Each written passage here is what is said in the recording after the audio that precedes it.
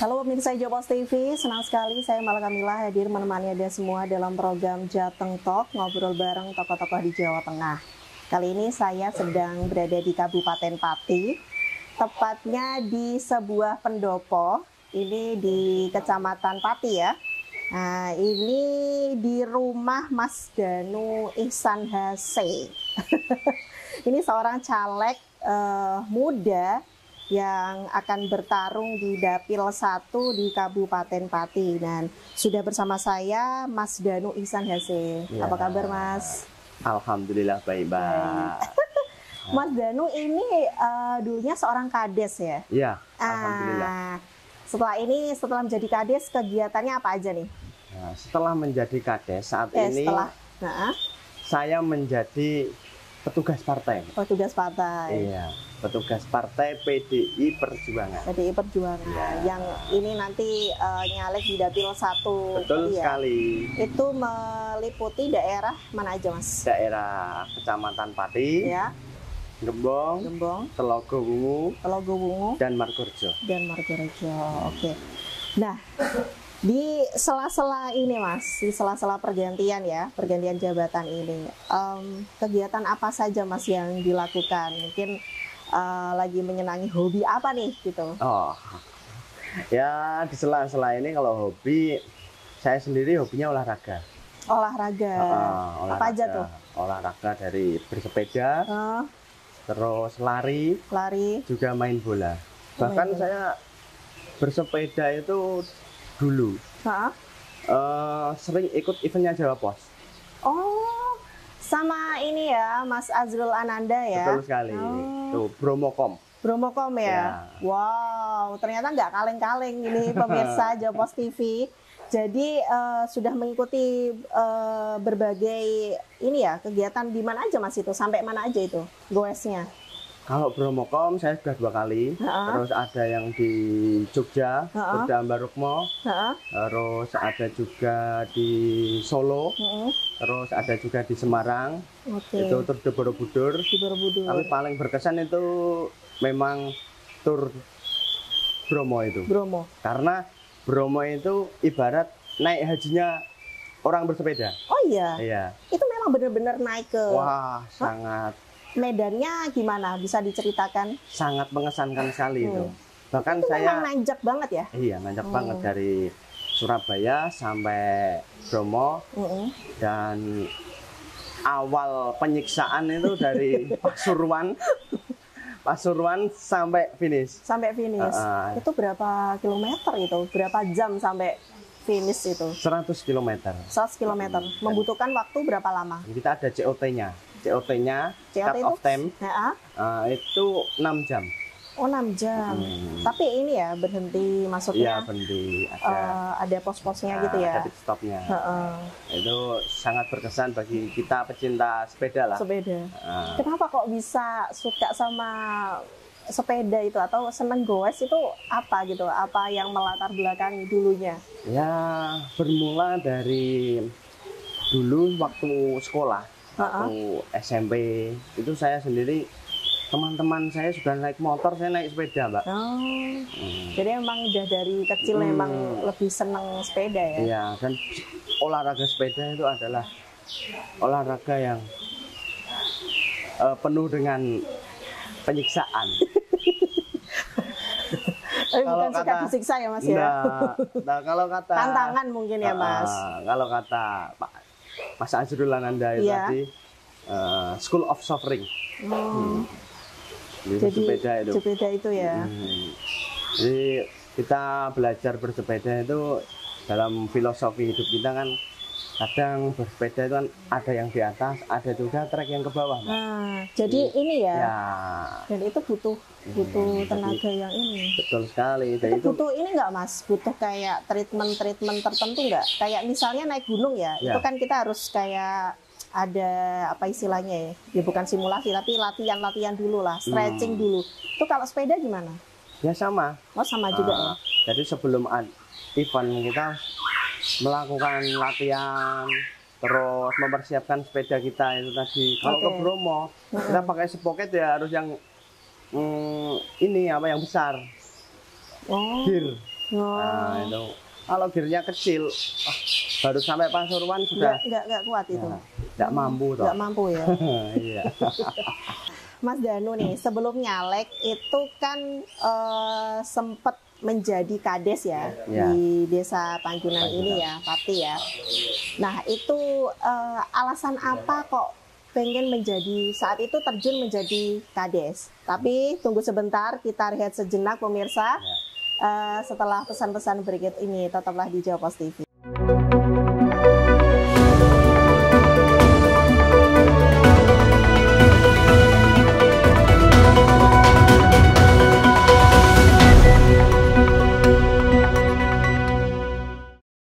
Halo pemirsa Jawa Pos TV, kembali lagi di Jateng Talk, ngobrol bareng tokoh-tokoh di Jawa Tengah dan masih bersama Mas Danu Ihsan. Nah, Mas Danu, sebelum nyalek nih, kan dulunya jadi kades. Bisa diceritakan nggak kenapa berkeinginan jadi kades gitu? Jadi begini Mbak Mala ya. Nah, begini Mbak Mala. Jadi awal mula jadi kades tuh saya sering kongko-kongko sama teman-teman nih di kampung. Di kampung ya? Di kampung ya, sering ngobrol, terus sering kegiatan misal 17-an atau sering jagong dengan teman-teman. Dari situ teman-teman kan saat itu 1 tahun sebelumnya mau pilkades. Terus teman-teman memberi dukungan kepada saya. Terus Gunano wakilnya soko cah nom-nom, ayo maju gitu ya. Maju. Pada saat itu pun saya kurang pede. Karena lawannya incumbent ya. Kurang pede, tapi dengan semangat yang diberikan teman-teman dan saya juga ingin mengabdi terhadap desa sendiri ya. Maka dari itu terjadilah hal seperti itu. Akhirnya nyalon. Terus ada dukungan dari beberapa tokoh masyarakat. Terus yang pertama juga yang andil besar juga guru ngaji. Guru ngaji desa ini ya. Ngaji desa. Itu sangat penting, Mbak. Kan dulu kalau setelah maghrib itu kan anak-anak kecil kan ngaji. Ngaji. Nah, itu sampai sekarang beliau juga masih hidup. Kebetulan di dekat masih aktif ya? Kalau aktif sudah enggak, karena beliau sudah sakit, sudah tua. Nah, itu bermula dari situ, minta doa restu ngaji. Setelah orang tua, orang tua, guru, terus teman-teman dan tokoh-tokoh masyarakat. Sesepuh-sesepuh lah di sini. Kalau orang sini ngomongan, lah nggak apa-apa le, kayak gitu kan. Kacua le. Mangkat le. Jadi seperti itu. Jadi mulai dari mungkin teman-teman ya. Dan mungkin kayaknya sudah saatnya nih pemuda itu berkarya. Itu kan ada jargon saya. Iya, apa itu Mas? Waktu kampanye saat ini ya. Wayahe cah nom tampil. Wah, wayahe cah nom tampil. Nah, penasaran Mas. Saat jadi kades itu kan katanya kan jadi kades termuda ya di sini ya. Nah itu mengusung anak muda banget lah istilahnya di desa dan anak muda. Ini ada program-program khusus anak muda nggak? Atau punya gebrakan apa nih waktu kades kemarin? Kalau gebrakan mungkin ya tidak begitu besar, namun anak muda ini kan perlu kita sendiri anak muda ya. Bilang tua, saya juga nggak tua-tua banget lah. Jiwa muda. Sebagai anak muda itu kan dia senang atau dia bangga apabila kepentingannya kita akomodir. Jadi kita akomodir para teman-teman pemuda di Desa Panjunan, dia maunya apa, dia butuhnya apa, terus kalau ada masalah penyelesaiannya bagaimana, kita akomodir. Jangan fasilitasi ya? Ya, kita fasilitasi. Tidak hanya anak muda, tapi kalau pelayanan, semua muda kita layani semua. Tapi kalau anak muda sendiri kan dia kepengen diakomodir keinginannya. untuk ini apa namanya, sebagai contoh kan, kalau anak minta terhadap orang tua, nek ra dituruti kan nangis, Mbak. Nah, iya betul, kan? Iya betul. Nah, jadi kita sebagai bapak yang dituakan yang di desa ini, nah, kita harus mengakomodir atau tadi nuruti, memfasilitasi para pemuda-pemuda desa itu ya. Ngomong jaluk piye kan gitu. Nah, itu mungkin masalah-masalah apa nih Mas yang pernah Mas Danu tangani di desa Panjunan ini? Kalau di desa saya ini masalah dari A sampai Z mungkin ada. Yeah. Karena desa di Panjunan ini heterogen. Ada tidak hanya ya Nyon Sewu, tidak hanya bertani itu enggak. Jadi ada yang mulai dari petani, pengusaha, pegawai, serta lainnya. Jadi permasalahan di Panjunan itu sangat lumayan kompleks ya. Mulai dari agraria, terus permasalahan sosial, tapi yang banyak permasalahan sosial. Jadi hidup bertetangga ini kan kadang ya ada sedikit gesekan ya, betul sekali, karena tidak selamanya jalan itu mulus kan, seperti itu. Yang menggunakan restorasi justice itu kurang lebih kemarin ada 3 kasus. 3 kasus.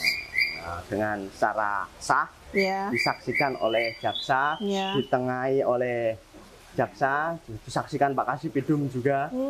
Nah, Pak Kasipidum sampai ke sini. Jadi ya memang saya sangat terbantu dengan program dari pemerintah tersebut. Dan itu dibantu oleh Babinsa, Babin Kamtipmas, sinergi antara Polri dan TNI serta kejaksaan itu membuat masalah yang kecil, mula kecil itu tidak melebar, tidak besar. Nah, dengan adanya itu ya. Ini satu kali lagi pertanyaan Mas. Jadi saya dapat informasi Mas Danu ini pernah nombokin program pajak. Itu bisa diceritakan? Gimana itu? Ya bukan nombokin Mbak. Nah, lebih tepatnya itu? Kita pintar-pintar dalam manajemen aja. Manajemen soal pembayaran PBB. Dan kekompakan antara kepala desa dan seluruh perangkat desa serta elemen masyarakat. Nah, jadi gini ya, dari tahun 1945 Panjunan itu belum pernah lunas pajak. Oh gitu. Kata Pak Camat seperti itu dulu. Nah, belum pernah lunas pajak. Pajak itu lunas di era kepemimpinan saya. Dengan cara apa itu Mas? Mulai tahun 2020, 21, 22, 23 kemarin. Jadi saya meninggalkan balai desa itu dengan pajak sudah lunas. Pajak sudah lunas ya. Nah, itu gimana caranya Mas? Ya kita dari pemerintah desa. Nah, dulu kompak bersama ini perangkat desa. Nah, kering masing-masing.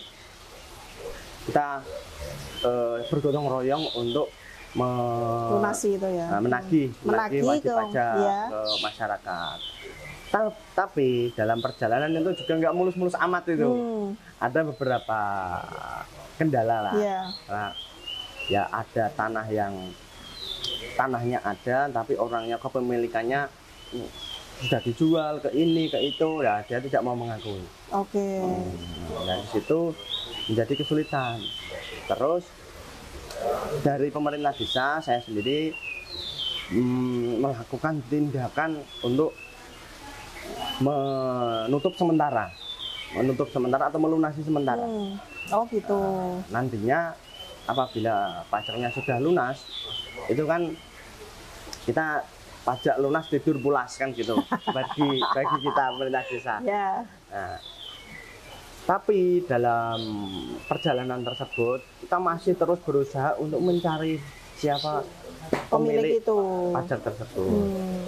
Dengan cara nanti apabila ada, ya kan pasti ada kepentingan ke desa. Ya. Nah itu kita mempunyai program menunjukkan pelunasan pajak. Pelunasan pajak itu, oke. Ya, jadi mau minta misal turun waris atau kalau surat yang ringan-ringan sih enggak ya. Yeah. Tapi kalau surat-surat yang agak berat, mau nikah nih. Yeah. Nah itu menunjukkan itu bukti bayar pajak. Dengan itu ya cukup, saya rasa cukup efektif.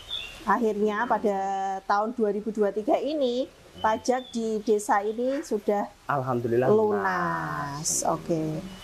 Oke pemirsa Jawa Post TV, kita akan lanjut lagi setelah pesan-pesan berikut ini. Tetaplah di Jawa Post TV.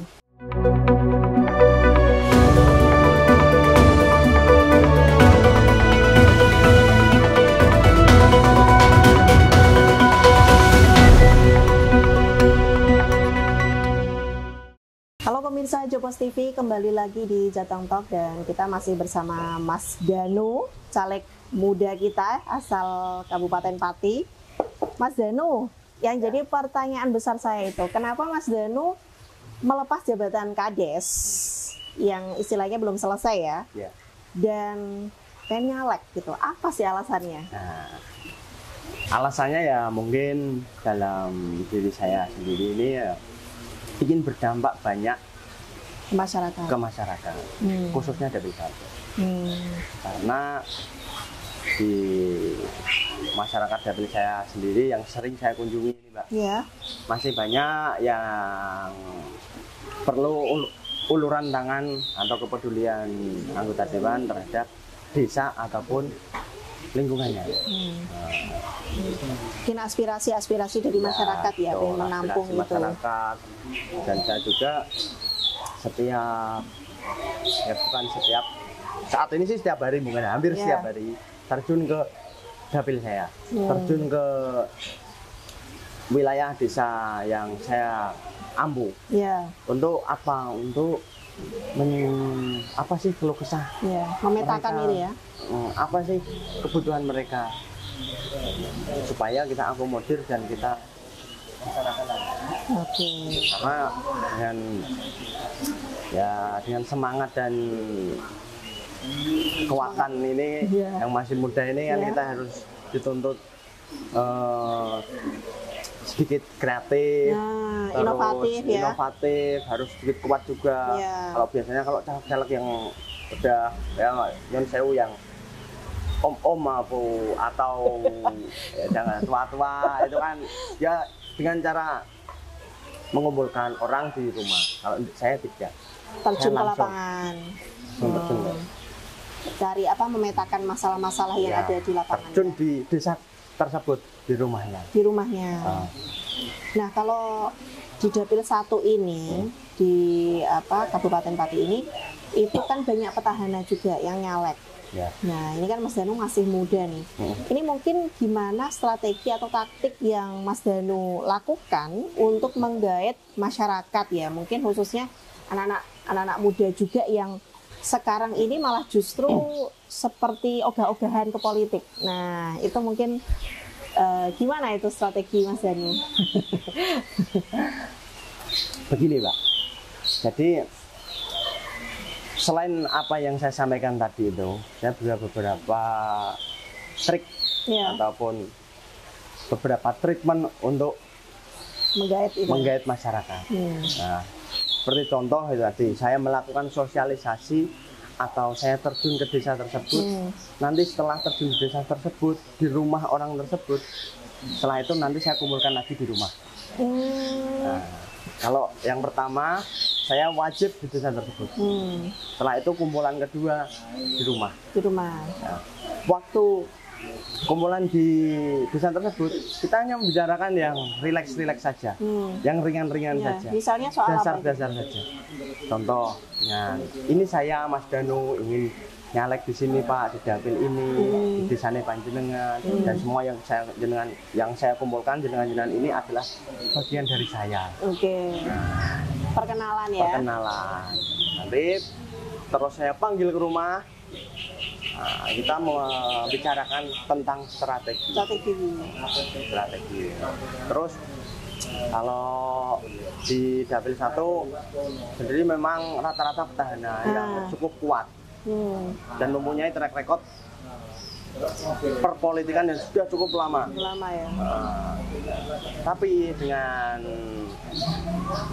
itu kita sebagai anak muda ini kan perlu kaderisasi, Mbak. Nah, jadi mulai masuk dulu ya. Betul sekali. Ya, itu kaderisasi terhadap beberapa tokoh-tokoh politik yang khususnya ada di Dapil 1. Ini membuat saya nanti mempunyai unique selling atau bagaimana cara saya membranding diri saya dengan ciri khas saya sebagai anak muda. Tapi juga ada anak muda sendiri pun yang nyalek juga banyak di Dapil 1. Tapi ya ini saya berpesan terhadap kaula muda. Kalau caleg-caleg muda itu tadi memang benar-benar mempunyai kapabilitas dan kredibilitas atau enggak. Oke. Terus misal kalau caleg-caleg muda ini jual muda doang, atau memang jual ide gagasan. Karena ide gagasan ini sangat penting untuk kita nanti di parlemen. Iya.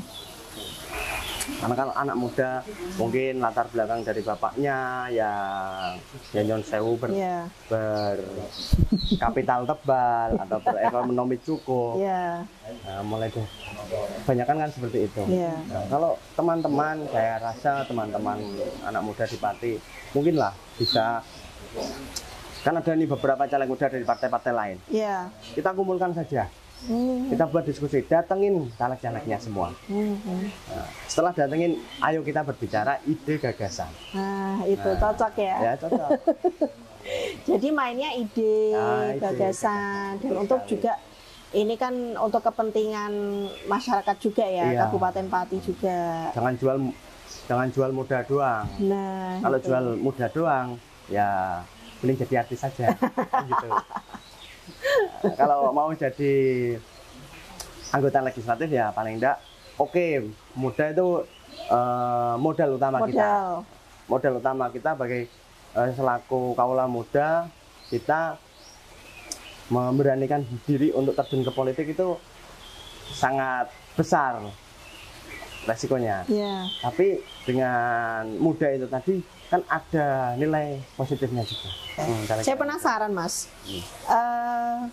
Idola politikus Mas Danu itu siapa dan kenapa mengidolakan beliau? Kalau saya sangat mengidolakan ini yang ada di baju saya ini. Pak Karno. Jadi itu yang sosok Bung Karno itu dulu, bagaimana Bung Karno mengajarkan kita berpolitik dan untuk mensejahterakan kaum-kaum kecil, kaum-kaum miskin di Indonesia. Berarti apa namanya ya, salah satu hal kenapa kok memilih nyalek dan itu juga karena Pak Karno juga ingin mengikuti jejak dari Bung Karno. Bung Karno. Itu yang fans pertama saya. Fans pertama. Oh, berarti ada fans lainnya. Wah. Itu panutan kita itu ada Pak Karno ini. Nah, tapi kalau yang fans kedua saya. Fans kedua. Nah, itu bukan second fans. Nah. The one and only. Itu Bapak Bambang Wuryanto. Alias Bambang Pacul. Oke. Lagi rame banget, Mas. Komandan Pacul. Saya sebagian dari beliau karena saya dari PDI Perjuangan. Ini Koreanya Pak Bambang Pacul. Koreanya Pati. Karena Pak Bambang Pacul ini mengajarkan ilmu kehidupan dan dibalut dengan filosofi Jawa yang sangat kuat. Karena ada beberapa podcastnya Pak Bambang Pacul, saat ini saya sudah lihat semua itu. Termasuk kemarin ada acara Kongko Komandan Pacul itu. Nah, itu saya juga hadir. Rame Sekali. Itu the one and only itu panutan saya, Bambang Pacul. Oke Mas, ini mungkin terakhir ya Mas, kata-kata untuk perpolitikan mungkin di Pati ataupun secara umum di Indonesia. Ya, ada mungkin 3 kata. Oh, ya. Apa tuh? Karena PDI Perjuangan kan 3 ini Mbak ya. Oke. 3 kata itu adalah politik adalah seni. Politik adalah seni. Ya. Artinya? Bagaimana seni-seni dalam berpolitik ini yang sangat kita analogikan itu sangat ya, seperti kesenian ya? Wah, seperti lukisan yang sangat indah. Apabila jatuh di tangan yang tepat. Tangan yang tepat. Pelukisnya yang tepat. Oke. Karena ini senjata dalam politik ini adalah tangan dan bibir kita. Oke. Menarik sekali ya. Terakhir kata-kata dari Mas Danu, politik itu adalah seni. Oke pemirsa Jawapos TV, itulah perbincangan saya dengan Mas Danu, caleg muda asal Kabupaten Pati. Nantikan episode Jateng Talk hanya di Jawapos TV. Saya Mala Kamila pamit undur diri dan sampai jumpa.